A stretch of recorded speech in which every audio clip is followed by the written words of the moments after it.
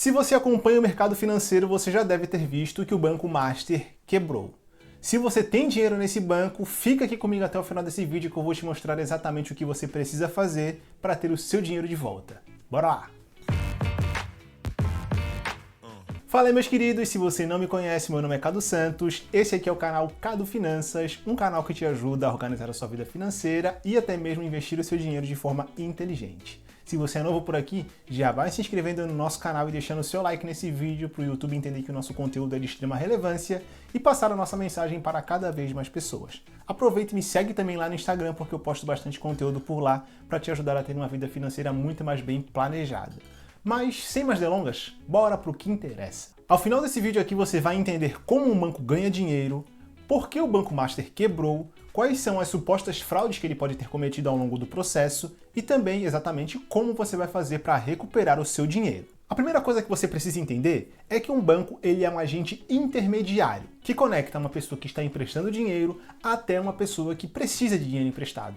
Então vamos supor que a CRK, que é a minha empresa de planejamento financeiro, seja um banco. O Ariel, que está aqui atrás das câmeras, é um investidor que está emprestando dinheiro para o meu banco.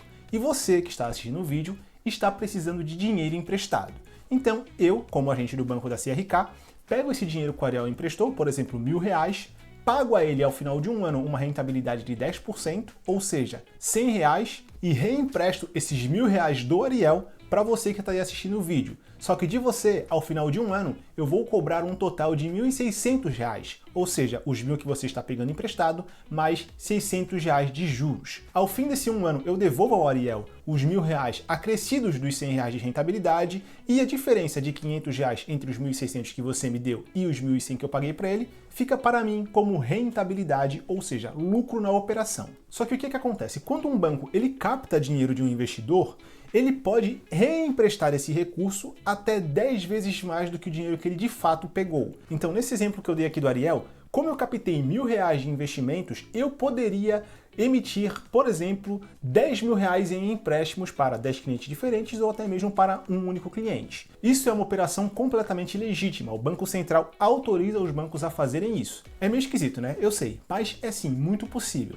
Entretanto, normalmente os bancos eles emprestam até 60% a mais do que aqueles valores que eles pegaram como investimento. Então, se o Ariel emprestou R$1.000, normalmente um banco tradicional, um bancão ou um banco seguro, ele emprestaria 6 vezes mais do que isso, ou seja, até R$6.000 para os seus clientes.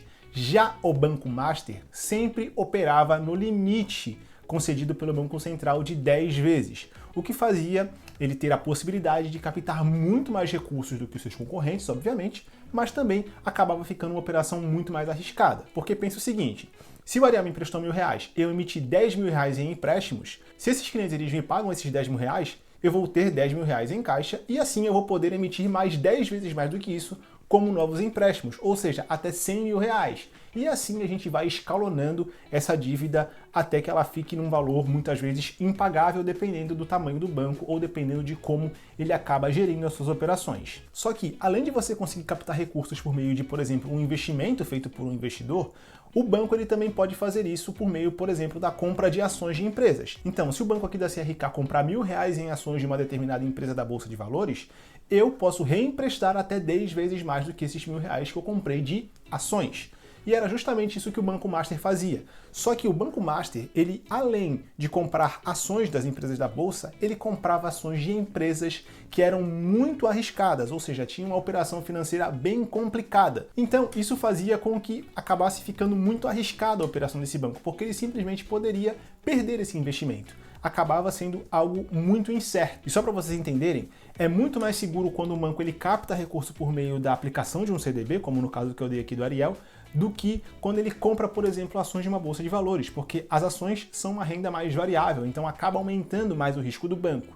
E quando ele faz isso comprando ações de uma empresa que tem uma instabilidade financeira ou que já está passando por problemas financeiros, isso faz com que o risco seja muito mais elevado do que poderia ser. E além disso, além de comprar essas ações dessas empresas arriscadas, o Banco Master também investia em fundos de investimento que supostamente eram geridos sempre pelos mesmos 3 sócios. Então eram vários fundos de investimentos que, quando você ia ver, estavam sempre ligadas às mesmas pessoas, o que acabou levantando algumas suspeitas depois de um certo tempo ali por meio do Banco Central. E por meio desses fundos de investimento, o Banco Master ele captava esses recursos, como eu falei para vocês aqui anteriormente, por meio de CDBs, comprando ações da Bolsa de Valores de empresas mais complexas e também comprando alguns títulos de valores bem subjetivos.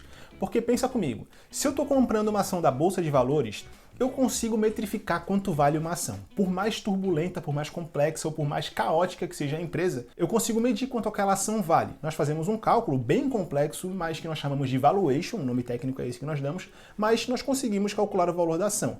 Porém, por exemplo, um título precatório, eu não tenho como saber exatamente qual que é o valor desse título. Se o Banco Master compra um título precatório e diz que vale 1 milhão, quem é que vai dizer que não vale? Era exatamente isso que era feito. Além de comprar essas ações, como eu falei anteriormente, eles também compravam esses títulos com valores subjetivos, onde eles é que determinavam exatamente quanto que aquele título valia. E se eles compram um título dizendo que vale 1 milhão e depois dizem que esse título valorizou em 10 vezes, quem é que vai contrapor isso? Não tem como, é muito subjetivo. A questão começou a ficar muito complexa quando eles faziam esses movimentos. Então perceba como a operação do banco ela foi se tornando cada vez mais arriscada, cada vez mais perigosa do ponto de vista financeiro. Só que durante bastante tempo o banco começava a publicar os seus balanços patrimoniais ali, as suas demonstrações contábeis, e mostrava que ele tinha saúde financeira para arcar com as suas dívidas. Por mais que muitas vezes esses balanços poderiam estar sendo fraudados, por exemplo, é uma empresa que ela, em tese, sofria auditorias. Então, estava tudo normal. O Banco Central ele via aqueles balanços e aprovava, tá tudo certo, ele não tinha muito como intervir na situação. Até que os balanços desse banco começaram a mostrar problemas financeiros, como por exemplo de que o Banco Master não tinha dinheiro suficiente para pagar os CDBs para os seus investidores que venceriam ao fim desse ano de 2025. Então ele precisava devolver para os investidores os valores que eles investiram acrescidos das rentabilidades, dos rendimentos ali, da valorização do capital, só que ele não tinha recurso para isso. E aí o Banco Central começou a intervir na situação, ainda de forma um pouco mais tranquila. Em dezembro de 2024, do ano passado, o Banco Central chamou os gestores do Banco Master para conversar e fez algumas exigências a esse banco. Entre elas, eles exigiram que os gestores do Banco Master, primeiro, parassem de fazer essas operações mais arriscadas com o dinheiro do banco e depois que eles aportassem do próprio bolso cerca de 2 bilhões de reais para conseguir fazer com que o banco ficasse mais solvente, ou seja, que ele conseguisse ter crédito para honrar com seus compromissos e pagar ali o valor dos seus investidores e as dívidas que o banco possui. E o Banco Central também estipulou o prazo máximo de 3 meses para que a situação fosse totalmente resolvida e que o Banco Master conseguisse cumprir com as exigências feitas pelo próprio Bacen. E após isso, ocorre que aos 45 do segundo tempo, ali em torno dos 28 dias do mês de março desse ano de 2025, o Banco de Brasília, um banco estatal, o BRB, ofereceu uma proposta de aquisição do Banco Master por 2 bilhões de reais. Exatamente o valor que o Banco Central exigia que os sócios depositassem no seu próprio bolso. Após meses de análise, o Banco Central vetou a negociação e não aprovou a aquisição do Banco Master pelo Banco de Brasília. E após isso tudo, recentemente nós tivemos a falência decretada do Banco Master e a intervenção do Banco Central para resolver a situação. E dessa vez a intervenção foi feita de forma mais permanente. E até aqui eu acho que vocês já conseguiram entender como o banco ganha dinheiro, quais foram as operações que o Banco Master fez que foram bem suspeitas e como que essas operações que supostamente foram até um pouco fraudulentas tornaram arriscadas demais as operações do Banco Master, que foi justamente o que fez com que o Banco Central intervisse na situação. E quando uma empresa, em geral, ela não tem condição de arcar com as suas dívidas, que era o que estava acontecendo ali com o Banco Master, a empresa ela entra em recuperação judicial, que, a grosso modo, para você entender, é mais ou menos o seguinte: quando a justiça acaba intervindo na situação, então ocorre um processo judicial, uma intervenção por meio de processo judicial, onde essa empresa que está em recuperação, ela consegue fazer um planejamento financeiro monitorado pela justiça e com base nesse planejamento ela consegue renegociar as suas dívidas com seus credores, conseguindo ou um desconto no pagamento ou até mesmo um alongamento bem maior da dívida. Ela vai suavizar muito mais o pagamento dessa dívida com base nesse planejamento feito e também com base na supervisão judicial. Então, tudo vai ser feito com um controle muito mais rigoroso dentro dessa empresa, o que aumentaria a credibilidade ali por parte dessa empresa com os seus credores. Só que quando nós falamos de uma instituição financeira, não existe recuperação judicial.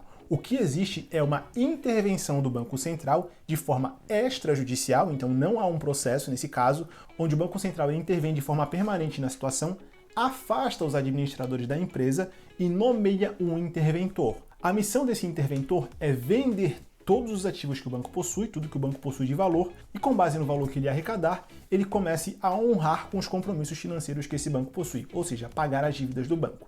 Dessa forma, o banco todo vai ser liquidado e vai deixar de existir porque ele de fato faliu. E é exatamente isso que está acontecendo nesse momento no Banco Master. E aí vem a pergunta: beleza, Cadu, eu investi no Banco Master, e agora, o que eu faço? Bom, o que você vai fazer é contar com o FGC, que é o Fundo Garantidor de Crédito. O FGC é um fundo criado pelo próprio sistema financeiro aqui do Brasil, ou seja, pelos próprios bancos que fazem parte desse sistema financeiro, os bancos que você conhece: Itaú, Santander, Bradesco, Banco do Brasil, Nubank, enfim. Esses bancos eles repassam para o Fundo Garantidor de Crédito um valor anual e o dinheiro constante nesse fundo serve justamente para ressarcir os investidores que possam ter investido em algum dos bancos que fazem parte do FGC e que possam vir a quebrar ao longo do processo. O FGC serve justamente para aumentar a confiabilidade do investidor no sistema financeiro brasileiro. Não é bom para os bancos quando um banco quebra aqui no Brasil, porque isso acaba fazendo com que a desconfiança no setor financeiro acabe aumentando. E isso não é legal, né? Porque se você, como investidor, está desconfiado do sistema financeiro, você tende a pensar 2 ou 3 vezes antes de fazer investimento e aí você acaba muitas vezes até não investindo se você estiver desconfiado. Para o banco isso não é legal. Então, para aumentar essa segurança, essa confiança, eles montaram esse fundo garantidor de crédito e esse fundo vai ressarcir os investidores quando algum dos bancos vierem a ter algum problema. E aí é que tá, porque não são todos os investimentos constantes de um banco que são cobertos pelo FGC. Isso você precisa ter em mente.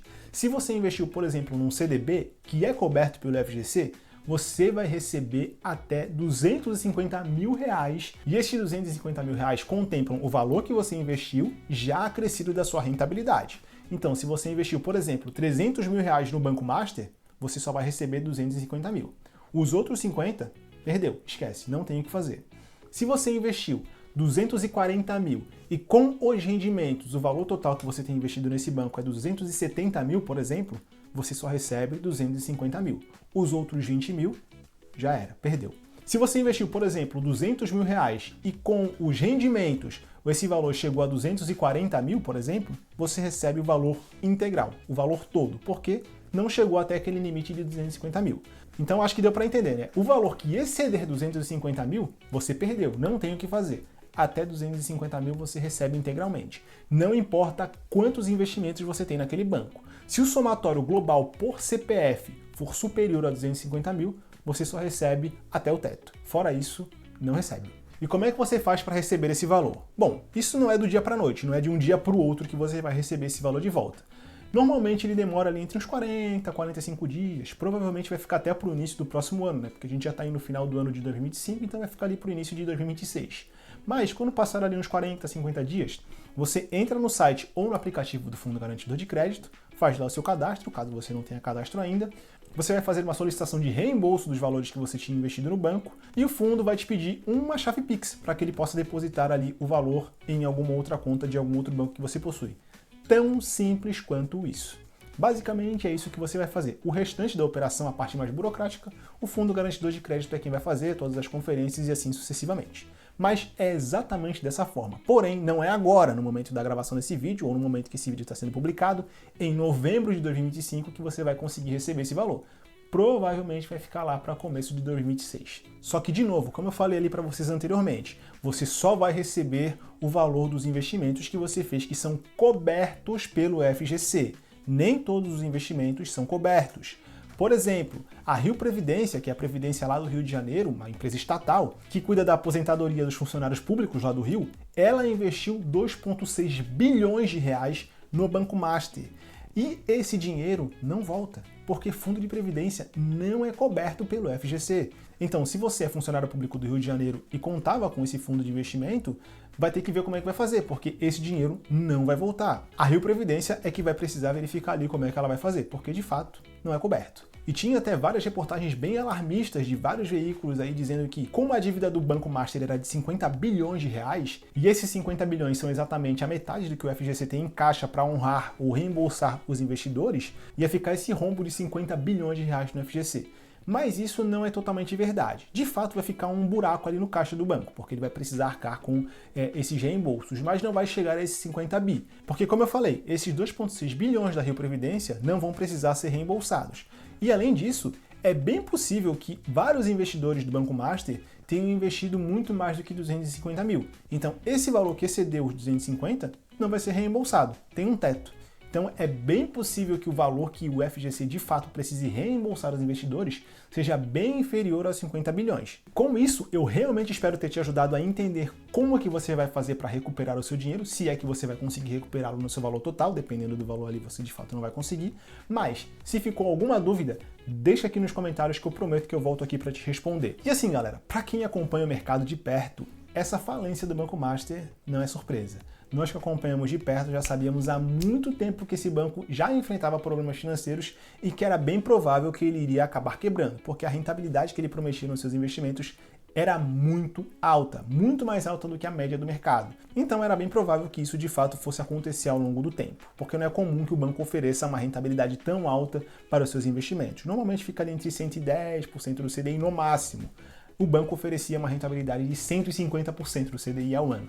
Por mais que você não saiba o que é o CDI ou quanto que ele está no momento, você sabe que 150 é muito maior do que 110. Então, era muito provável que o banco certamente iria enfrentar algum problema financeiro ao longo do tempo. Se você quiser aprender a como investir o seu dinheiro de forma certa, sem precisar ter dor de cabeça, sem precisar se preocupar com a falência do banco, eu te convido a fazer parte do nosso planejamento financeiro aqui da CRK. Porque aqui você vai aprender a investir o seu dinheiro da forma correta, você vai ter o seu patrimônio totalmente gerido por nós, de forma completamente independente, defendendo apenas os seus interesses e fazendo com que o seu patrimônio cresça consistentemente com o passar do tempo, de forma segura.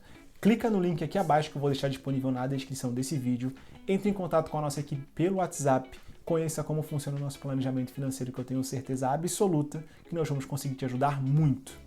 Aproveita, se inscreve aqui no nosso canal se você ainda não se inscreveu, deixa o seu like nesse vídeo e me segue lá no Instagram, porque por lá eu posto bastante conteúdo para te ajudar a ter uma vida financeira muito mais organizada todo santo dia.